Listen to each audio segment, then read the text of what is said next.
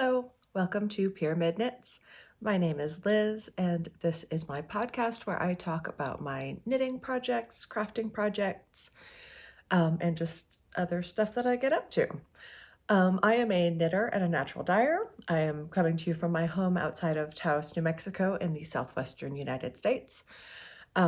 This is my first video of 2023. It's April. Yeah. I recorded an episode, I think in January, because I was feeling very crafty inspired around the Christmas times, and I was doing a lot of projects. I recorded the whole episode, I edited it, and then I just had a lot of weird self-doubt, and I didn't put it on the internet. And now it's 3 months later, so we're just gonna start fresh. So it's been a minute since I have joined you guys. So I'm just gonna kind of start with just what I've been working on. I'm not sure what I was talking about the last time around. I'm pretty sure I was knitting on this sweater, which is now finished. So yeah, I'm wearing a finished Porty pullover, P-O-R-T-Y. The pattern is from Goodwin Johnson. I added an additional colorwork band on the body, at the bottom of the body, that the pattern did not call for. It just had it on the sleeves, but I went ahead and did the motif across the body as well. This is knit mostly out of Shetland yarn that I got whenever I was in Scotland last year. There's a little bit of exception. So the main color, the green and the blue, I picked up in Scotland, and they are Shetland yarn. I don't know the producer. All it said was Shetland yarn, written out on a little post-it that was above the cubby that this was in. So I don't know. Lovely yarn. Great for color work for sure. Lovely 2-ply from Shetland. Anyway, so those are the Shetland yarn. The yellow is my own natural dye, which I believe I dyed with sagebrush. Don't quote me on that. And then the white, that is just in here a little bit on accents, is a yarn that was custom spun for Cat of Heather and Hops. She and her husband had these fleeces sourced and spun a few years ago now. It's a Jacob mixed with something else that I always forget. Always. Anyway, it's a nice white 2-ply yarn. It's definitely a longer staple than and a tighter twist than all of this other Shetland yarn I used, and even the yarn that I had naturally dyed was quite a bit closer in twist and texture of the yarn than the white one was. So it didn't quite lay as flat in the color work, but that's fine. It's a nice special yarn. I'm glad it's in there. I do feel like, though, that this blocked out just a little bit too big. And I'm pretty disappointed by that. I had tried it on before I blocked it, and it was like a great fit. I was really excited.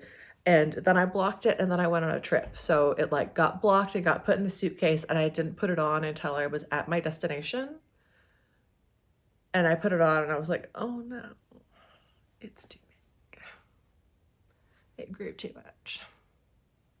And it's doing a weird thing on the color work where it's extra puffy, and the yoke is a little bit too deep. All of those things. So I'm not super happy with the fit.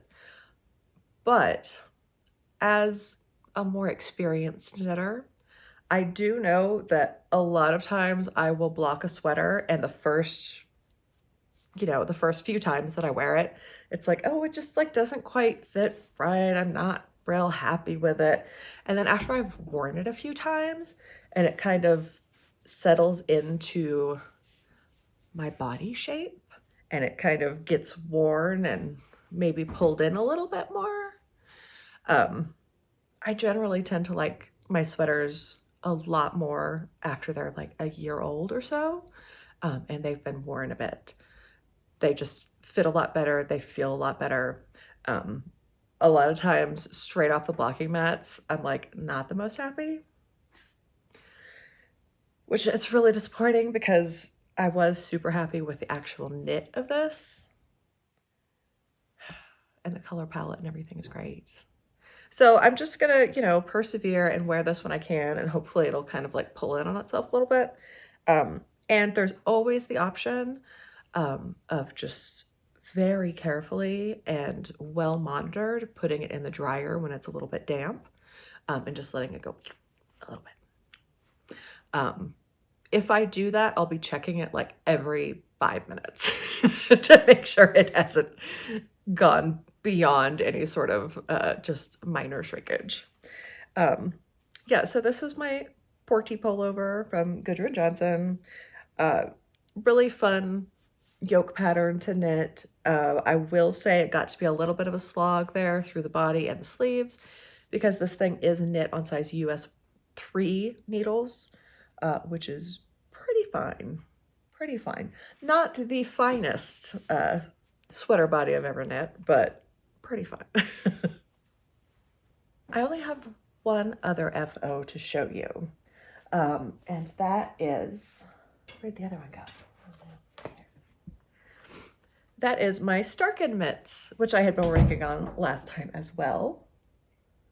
More strange noises coming from outside. So some more fun color work. This is all naturally dyed by me as well. And the pattern is from Kate Davies in her All Over Club, which was a club that was out over the winter this year. And I just got this in the mail the other day. The physical copy of the book is very exciting. I couldn't help myself. It wasn't that much extra to get these. And you can see the Starkin mitts are here on the cover. I obviously have a different color palette, and I omitted all of the individual colors on the fingers for the bind off, because that just seemed like some more extra ends that I did not want to deal with. Yeah, so there's a lot of fun patterns in this book. Water bottle cover, and it will give you all different, find one, these are all sweaters.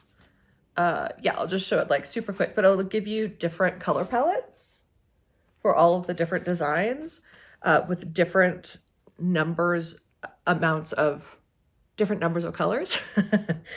So on these Starkin mitts, you could have like up to 13 colors, I think. And I picked the one that only had 5 because I was stash busting too. Yeah, so I'm really excited about this book. I really kind of want to try these socks. I've never done colorwork socks, but that looks like fun. And I keep getting drawn to, where is it? There's also just some really great, like, traditional Fair Isle pullovers and vests in here. The one that I keep looking at, though, where is it? Here it is. It's the very last one in the book. Is this one. I'm just really enjoying this sort of the 2 color work. It's just something I keep finding myself being really drawn to lately. Yeah, so I'm eyeing this pattern a little bit as a potential cast on later this year. But who knows, something else in this book might, you know, strike my fancy, and I'll go for that. Yeah, lots of fun ones. Yay. So yes, Starkin mitts are done. I definitely like messed up on my stitch counts on the fingers because they're not even between the 2. Whatever. I do have to say the pattern just has you knit stockinette straight on the thumb and you just bind off. And it rolls. Of course it rolls because it's stuck in it, but it really bothers me whenever I wear it that this little thumb hole, oops,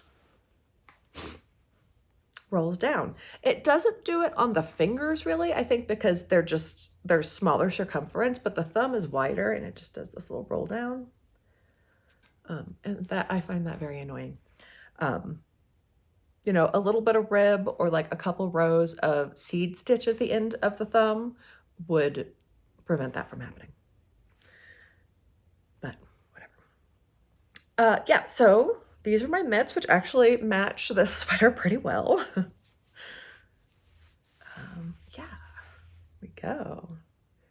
And so I took, first of all, okay, I said I naturally dyed these. Let's go through the colors. The brown, it was dyed with walnut. The blue was dyed with indigo. The yellow was dyed with chamisa flowers, I believe. And the tan neutral was dyed with tea, just black tea.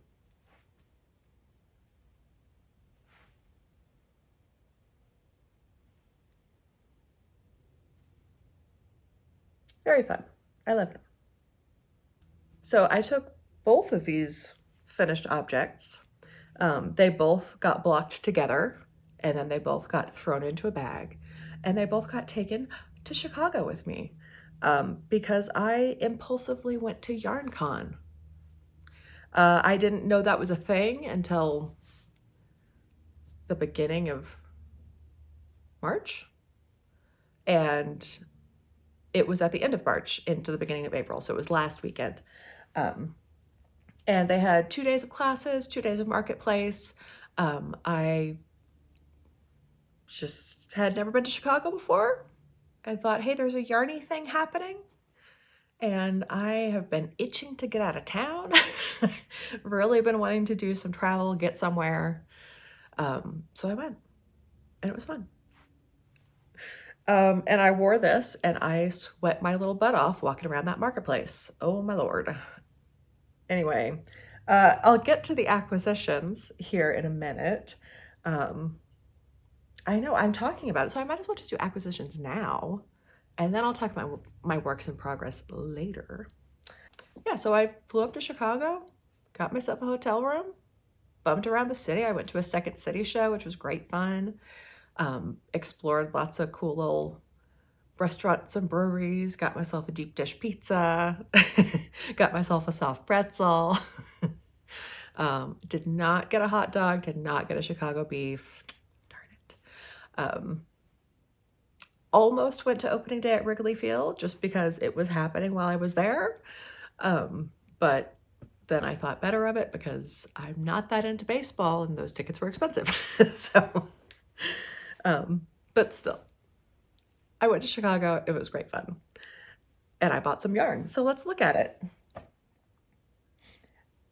So always going to a festival, like pick up some sock yarn, right? Pick up some crazy sock yarn because honestly, I'm almost out of crazy sock yarn because that's something that I don't dye myself as a natural dyer, like the crazy speckle variegation.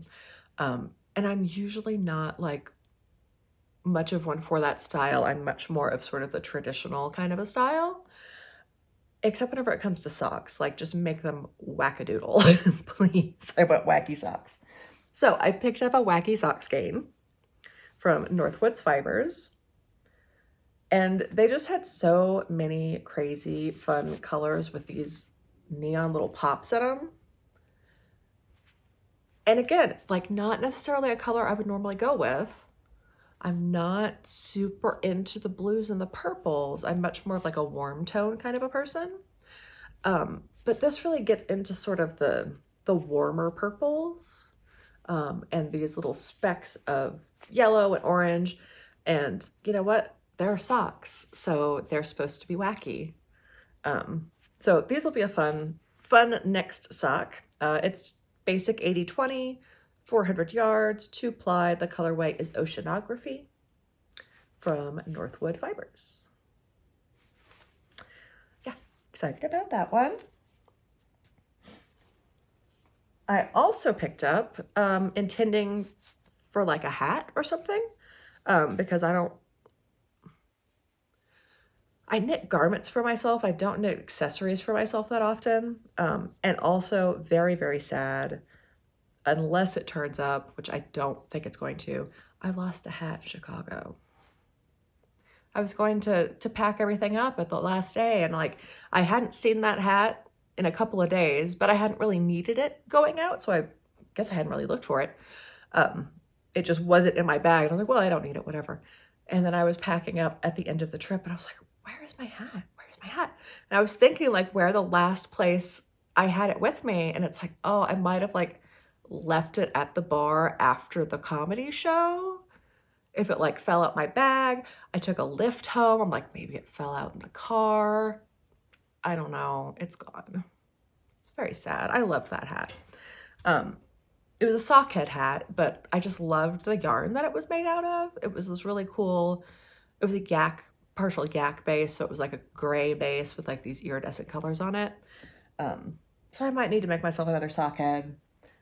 I don't know that this is going to be the yarn for the sock head. I might have to get myself a different crazy sock skein to make another sock head. But that wouldn't be the worst thing in the world if I have to go and buy another skein of yarn.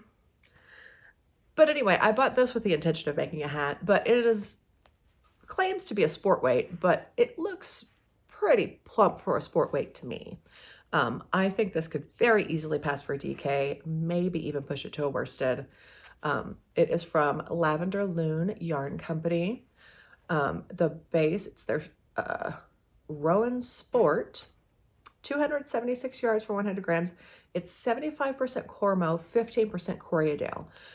So this fiber was grown in the Great Lakes region. They probably had a more specific place, but it was like Wisconsin or Michigan or Minnesota, I think. Anyway, so the fiber is grown in the area. They spin and dye. So I was really interested to try out, a truly local yarn to the Midwest region.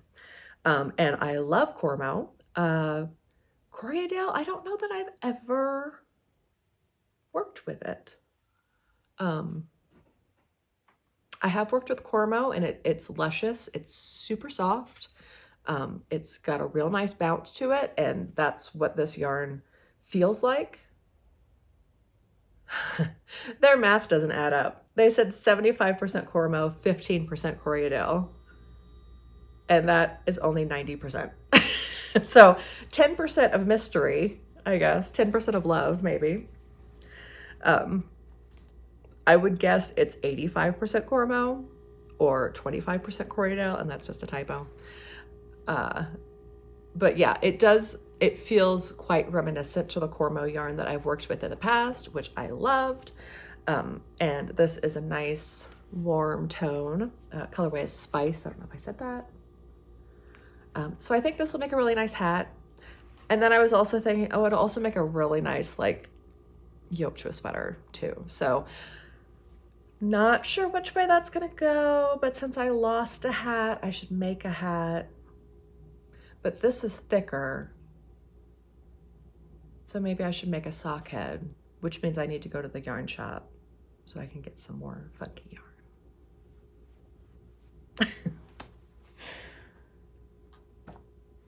And then I only made one other purchase at YarnCon, which is pretty responsible. I mean, randomly going across the country to a yarn festival is only so responsible. I had airline miles.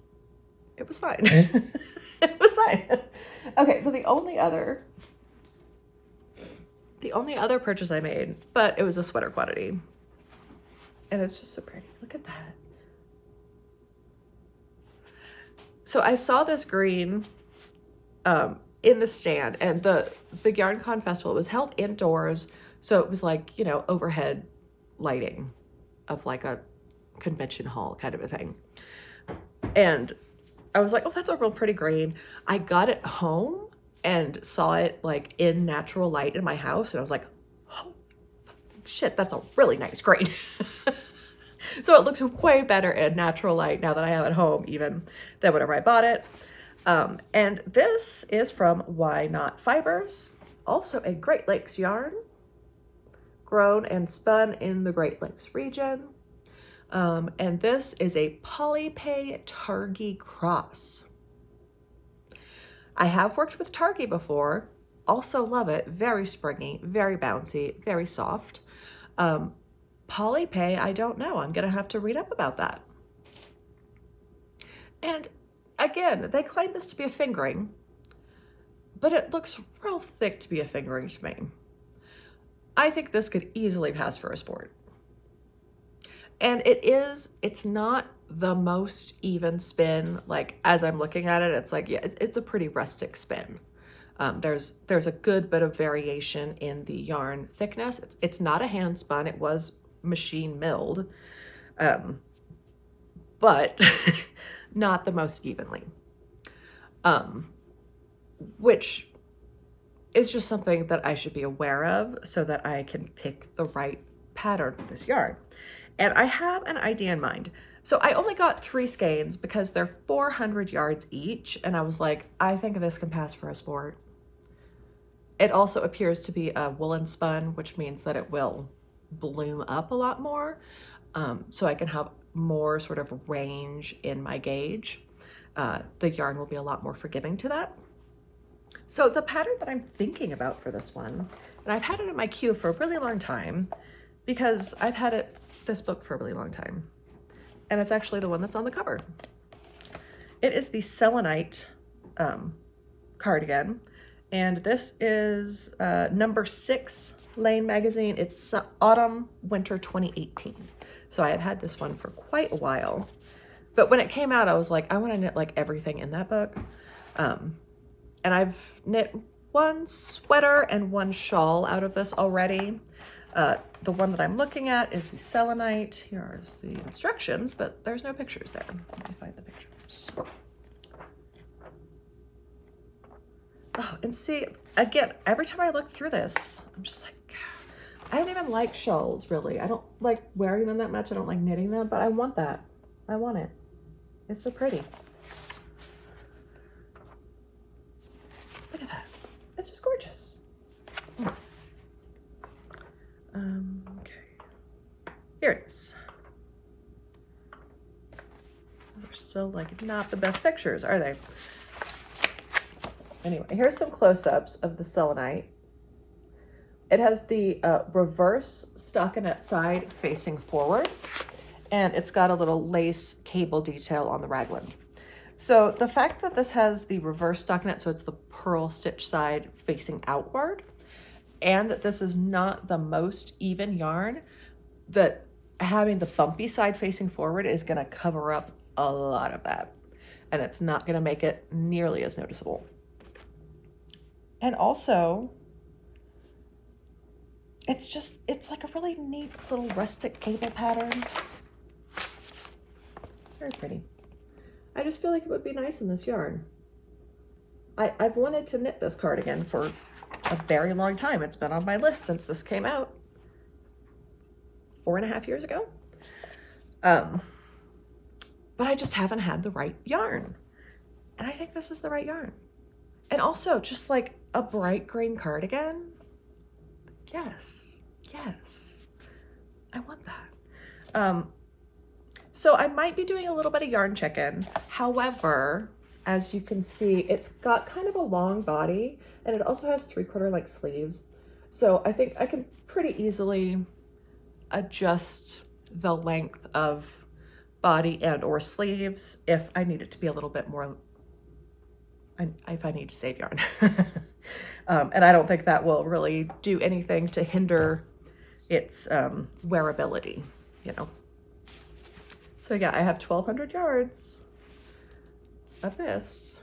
Oh, the other thing is that pattern actually calls for DK. But what size needle is it knit on? I think, let me see. Because I looked at this yesterday and I was like, yes, that'll work. That'll work. I could do that. It says It's knit on US 4 and US 5 needles. So the body's gonna be knitted on a 5.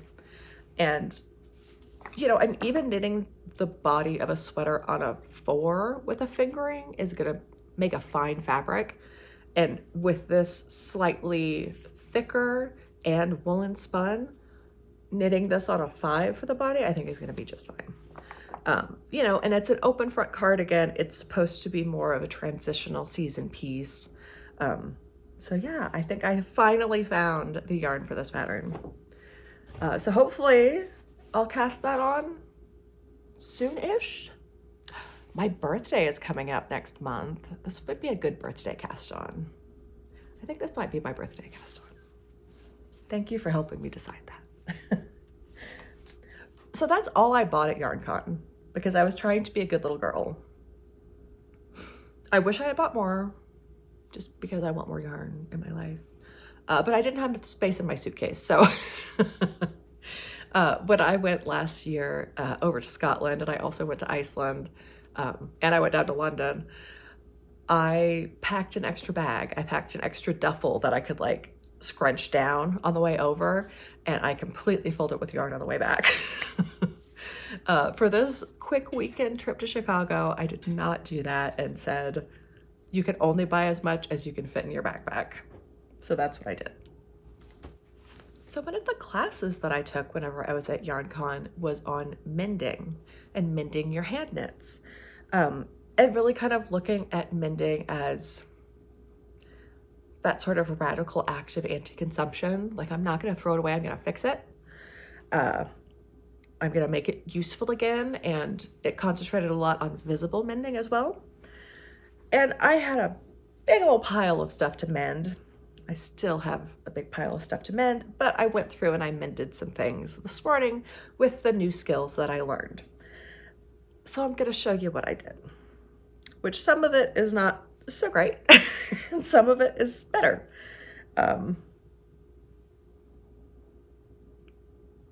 I know, I'm like, is that a hole that I fixed? I don't know if that is even, that's a good sign that I can't tell.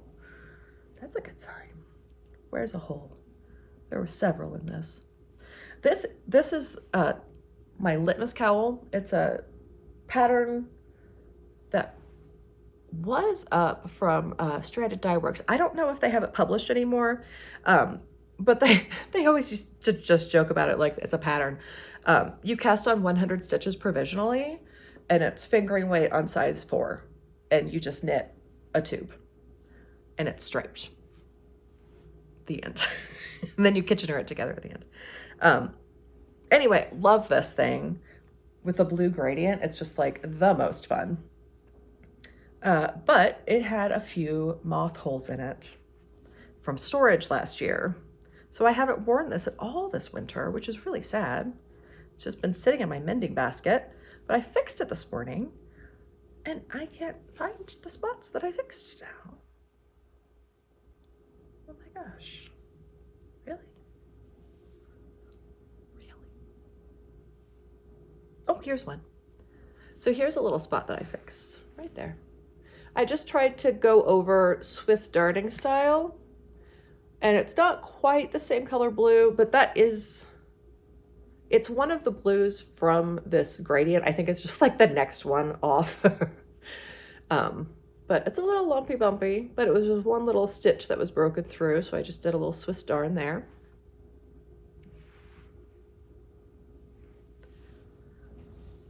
And Swiss darning is just duplicate stitch. Essentially, you're just following the path that the yarn would take naturally if you were knitting it. And here's another little one. And again, that is not the matching yarn. It's not even the same fiber type this time. But I found another fingering weight yarn that was in a very light blue that I could get to kind of match. And then there's another spot right there where I did the same thing.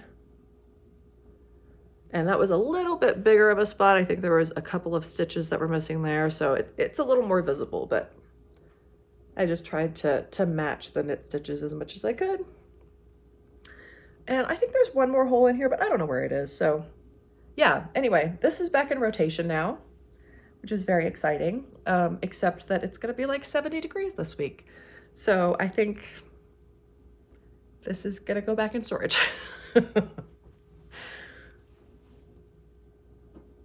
Fixed. Another Swiss darn, and you won't be able to see this one at all. So I don't even know why I'm going to show it to you, because I'm not going to be able to find it, because I actually had the same yarn and there was just one stitch on the front of the sweater. This is the Flora sweater from Melody Hoffman, if anybody's interested. There was just one little stitch that had gotten snagged and broken, or it was a little moth hole or something.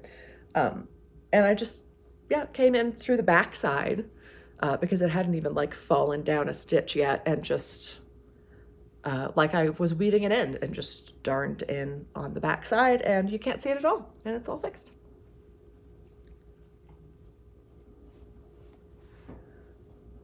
Okay, now the more visible mends that I did this morning. I'm going to show you the worst one first. So, okay, we're going to go worst to possibly better. So this sweater has seen better days. This is the Northdale, also from Gudrun Johnston. Yeah, beautiful sweater. I did it in superwash, which was real dumb. I didn't know at the time. It was even steeked at the shoulders. And I have never had an issue with the steek coming undone. Superwash yarn, it can be done. You know, it can be done if you're stupid enough to do it. But yeah, I just did a crochet reinforcement and then sewed it down. Just like whip stitched it down. And did that on both sides, and you could see that it's nice and secure. It's never come undone. And this has been in rotation for many years now. It's also been sitting in my mending basket for a while, which means the cats have been sitting on it, which means the cats have been doing their little biscuits on it. And it's superwash yarn, so it just snags like a mother. God, it's real bad. Anyway, so this sweater has seen better days. It's looking pretty rough. And it had a couple pretty big holes. And I've already repaired this thing once before with a pretty big hole. So I was like, you know what, we're gonna try visible mending on this, because this is just getting so pulled up and ratty that this is kind of turning into like a house sweater anyway. You know, I'm not really gonna be wanting to wear it out. So I tackled the first hole, which was down here at the bottom, and I attempted to make a flower? Question mark? What is that? Is that a flower? I didn't know what I was doing. I was trying to do like blanket stitch to like make little petals going out, and then do a little satin stitch over the center to like fill it in. And that's what that turned out looking like. Not the prettiest thing, but hey, the hole is not getting any bigger. That is contained. Also, clearly not matching yarn. It is the matching yarn to this.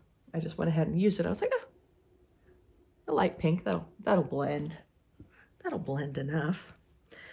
And I haven't sewn off the ends here, but there was a little hole that was right over the heart. So I was like, well, shit. I'll just do a little satin stitch heart over the top. Which, I don't know, it's looking okay now that I'm like looking down at it, but it definitely was distorting the fabric. And I was like, oh, I should have put this in an embroidery hoop. Like, that's why you use embroidery hoops. Anyway, so now I have a little heart, and I'll just need to tuck those ends back behind, and there you go. Mended. Yeah, it's not too bad. It looks like a heart, right? Kind of. Yeah, it started pulling so much, I went back in and kind of filled in on this edge there, which I think is fine. I'm just experimenting and playing around. but back in rotation.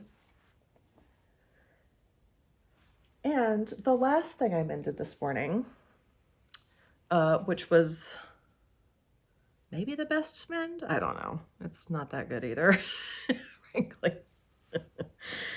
Oh dear. Oh dear. Okay, so let me see if I can find the one. There it is. Okay. So I didn't have the exact shade of yarn, but you can kind of see on the back right here, there was one stitch that had broken. So just right in there, I just wove in this other yarn color across the back, which was kind of similar. It's the pink from the yoke that I used to repair. So it goes with the color palette. I just didn't have this maroon. And then if you look on the front side, it is right here. You can't even see it. You can maybe see a half a stitch of that slightly lighter purple, but that's pretty much invisible. And then the other thing that was happening with the sweater, which this sweater is the Foxglove cardigan by Kate Davies.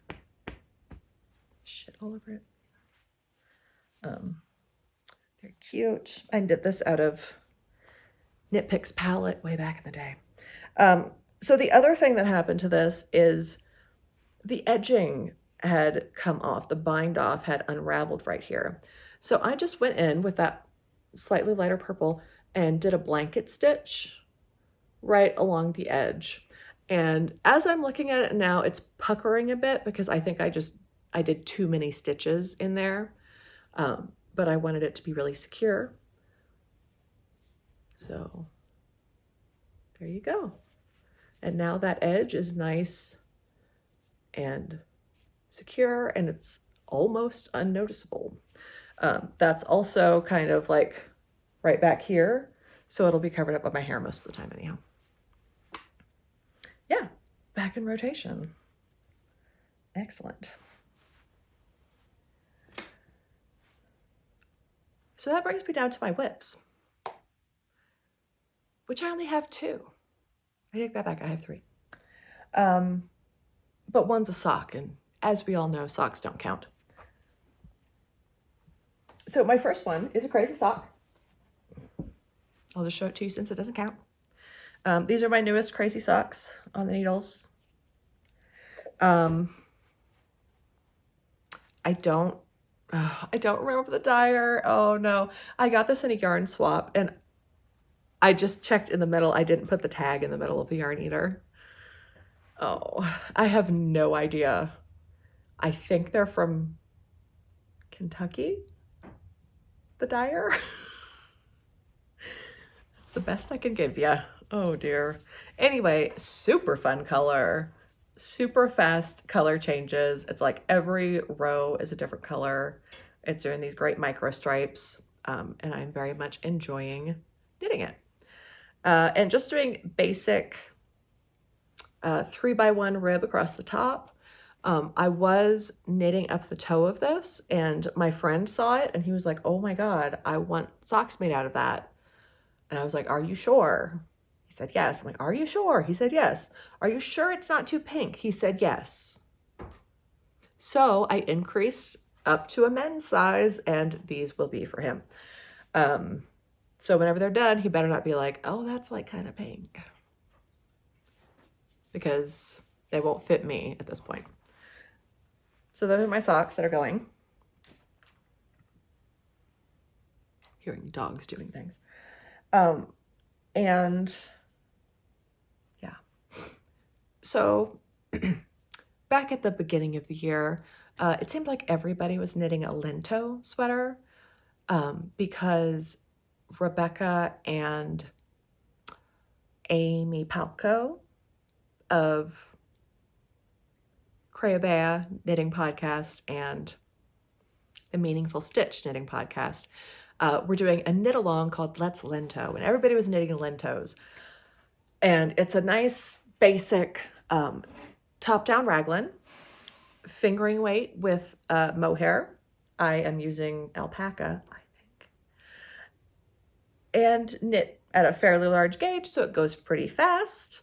I cast mine on like 3 days before the end of the knit along, so obviously I wasn't gonna finish.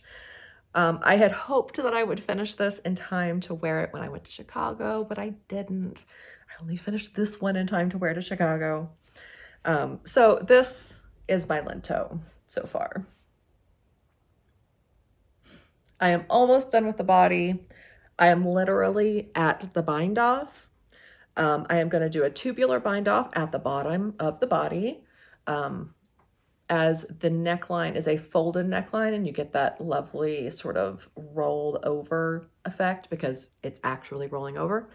I'm not going to do an actual rolled hem on this. I'm just going to do a tubular bind off, which mimics that look. And since I'm using this horribly, horribly sticky yarn, which I think mine is alpaca, I can get to that in a minute. It was gifted. There was no label. I'm assuming it's alpaca because it was from Peru. Could be mohair, but it's probably alpaca. It's super fuzzy, super, super fuzzy. So what I'm going to do for the bind off is I'm just going to cut the fuzzy yarn and it's done. And I'm only going to do the tubular bind off in the sock yarn. And it's so fuzzy, you won't notice, but it's going to prevent me from having to try and pull this freaking thing through all of these stitches, which would never happen. Would never happen. It's so sticky on itself. So that's the plan for that. I'm just going to bind off with the slick yarn, the slick sock yarn, of which I dyed myself. So my base yarn is my own Pyramid Dye Works yarn. Where's my bag? Oh, that's in my other bag. So the base yarn is this lovely avocado pink. And this is just on a basic 75-25 sock yarn base. And my questionable alpaca is in this neutral tan color. So it's giving this really cool, marled sort of vintage color.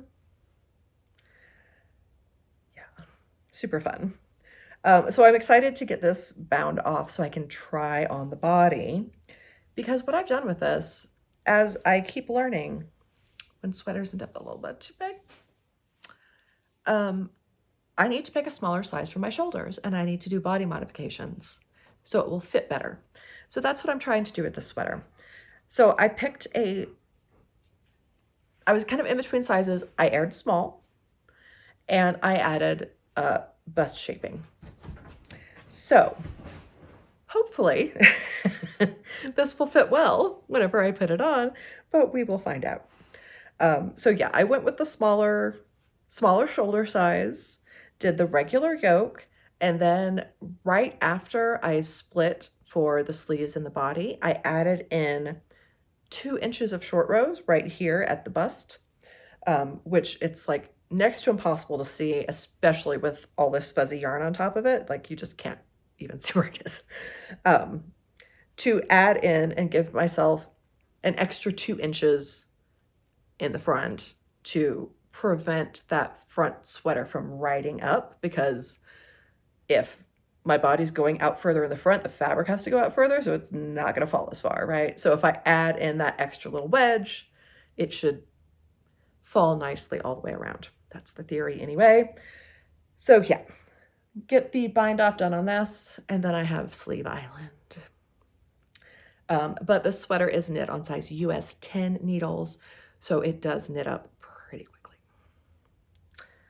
One other body modification I did, because I don't know, it just kind of like felt like I should. And then I heard somebody else on a podcast saying that they did the same thing. I was like, I was just thinking about doing that. So I went ahead and did it. I added a couple of decreases along the body because this is intended to be a little bit cropped. I started the ribbing probably just below my natural waist. So the bottom of the sweater is going to hit at the top of my hip, basically. So, oh yeah. So I kind of was already getting that sort of vintage vibe from just the fuzziness and sort of the color that I'm using. And I'll be wearing this with high-waisted pants or over a dress or something, that if it just had a little bit of just a slight taper. So I did 2 sets of decreases on either side, which then that takes out 8 stitches total, right? 2, 4, 6, 8, which 8 stitches in this is like 2 inches, 4 stitches an inch, something like that. I don't know if it's exactly that, something like that. So it's just going to taper in just slightly, which I hope looks good. But we'll find out once I do my bind off. Oh my goodness, I can feel fuzzies all over my face. All over my face. One more whip. And this one has taken me by surprise, friends.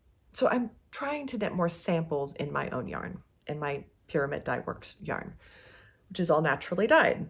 And I've had these colors sitting around in my shop for the last over a year, and it's like, okay, I'm just gonna start knitting with them, and like maybe I'll sell the things, or maybe this will make the rest of the yarn sell, or maybe people will be like, oh my God, that color is amazing, and I'll bring it back, whatever. So I cast on a litmus cowl, just like I showed you a minute ago. Check that out. Oh, what fun. So these are the 5 colors that I did the last time I did like a full palette sort of color run.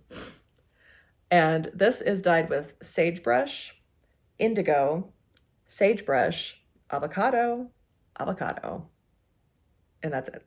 So we got those 5. 2 sagebrush, 2 avocado, and an indigo. And the modification for the avocado and sagebrush was an iron afterbath to shift the color. So I've gotten through almost 2 full pattern repeats because I cannot put this thing down. I cast it on and I took it with me to Chicago, but I didn't really work on it whenever I was there. I was more working on that sock, which I really regretted, because bringing 5 balls of yarn to work on this project and not work on it was like 5 balls of yarn that I could have bought, and I would have had space in my suitcase, so I didn't take this with me, but I took it with me, so whatever. Anyway, so I didn't really start knitting on it until I got back, whenever I got home. And then I'm just like, oh my God, I can't stop. It's so, I've been having a lot of anxiety this week, and just stocking it in the round at like not the tiniest gauge. So this is on a size US 4, fingering weight. It flows so easily. It flows so easily. I timed myself. It takes about 2 minutes to knit 1 round, which means each stripe is taking me like 45 minutes or something, which is like not outrageous. I was working on this at the pub the other day, having some after work drinks, and I made it through like, 2 stripes, like 2 full stripes. And we were getting ready to leave. My friend looked over and was like, oh my God, that's like so much bigger than whatever you got here.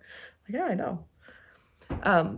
So this is just knitting away, and I am loving it. I did not expect, this sounds so silly, I didn't expect to enjoy knitting with my own colors so much.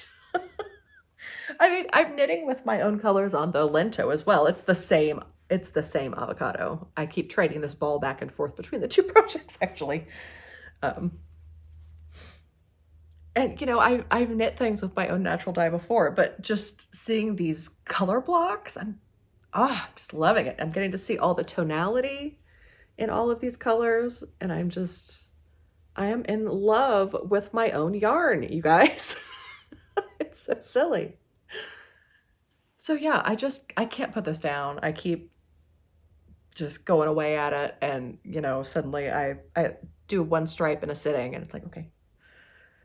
And then I'll wander off and come back, and then all of a sudden 45 minutes later I'm like, oh, I did another one. So I think this is probably going to be 4 repeats long, so it can be like a double wrap kind of a thing. And it'll make a great sample. Maybe it'll go up for sale around the Christmas times. But I'm really, really enjoying this mindless knitting on a particularly anxiety-fueled week. It's been just what I needed. So that's it for all of my knitting, you guys. Oh my God. Hairs, little hairs everywhere. Yeah, that's it for the knits.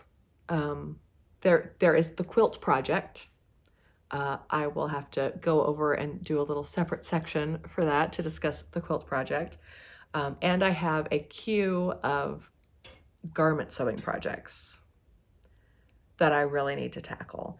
I'm kind of feeling like I've been clearing out my knitting whips over the last few months. I've been getting things off the needles. I haven't been casting things on, except I cast on the Lento and I cast on the Litmus cowl too. So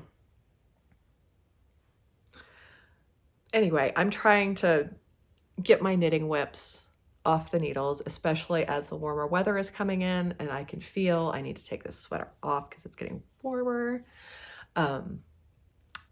I have a lot of sewing projects that I already have the fabric for. Some of them, the fabric is already cut out. Some of them, it's already half sewn together. Yeah, so I need to get to work on those. And hopefully it can be sort of the summer of sewing and the summer of spinning. I really want to get my spinning wheel back out. I've been staring at it for like the last 2 weeks, just like, oh. But I just keep knitting on the other things that I'm knitting on. I need to get some whips done and we can start something new. Yeah. I'm feeling that fresh spring vibe, some need for some new projects. Fresh spring vibe. Oh, I forgot. I have to finish my whips and cast on another one. I guess I won't be sewing anything. Oh. Oh dear. Yeah, and I have plans for dyeing yarn this weekend, which I would love to also show you guys. And it is time to start getting into that garden. Oh my gosh. It's just here. All of a sudden it's here. It snowed last week, like significantly. And it's like time to plant my tomatoes, I feel like now, like 4 days later. I'm not ready. Okay, so thank you for joining me for knitting. And I'll see you back here in just a minute for some sewing talk.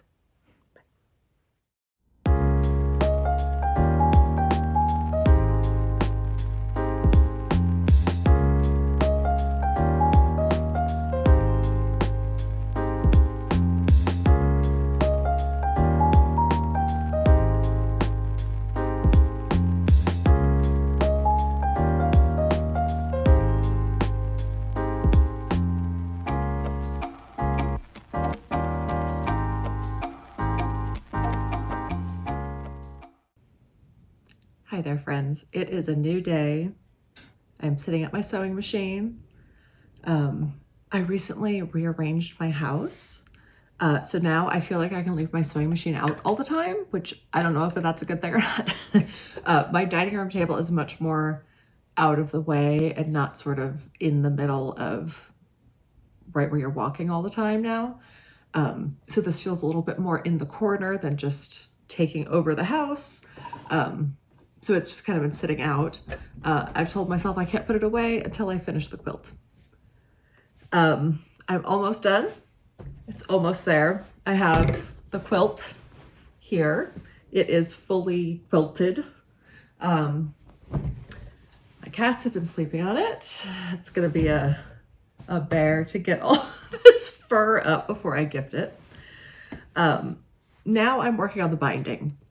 And the eagle-eyed amongst you, or anybody who knows anything about sewing, which is not me, may have seen in the clip that I just played that I sewed my binding on backwards.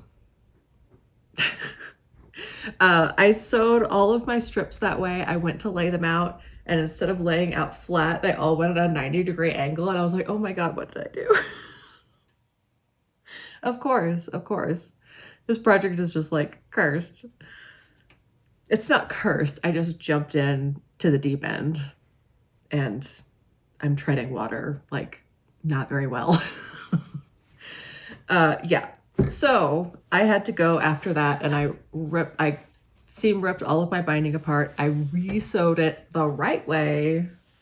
So now all of my binding seams are going in the right direction at a 45-degree angle. I have this really long strip of binding that I now need to sew onto the quilt.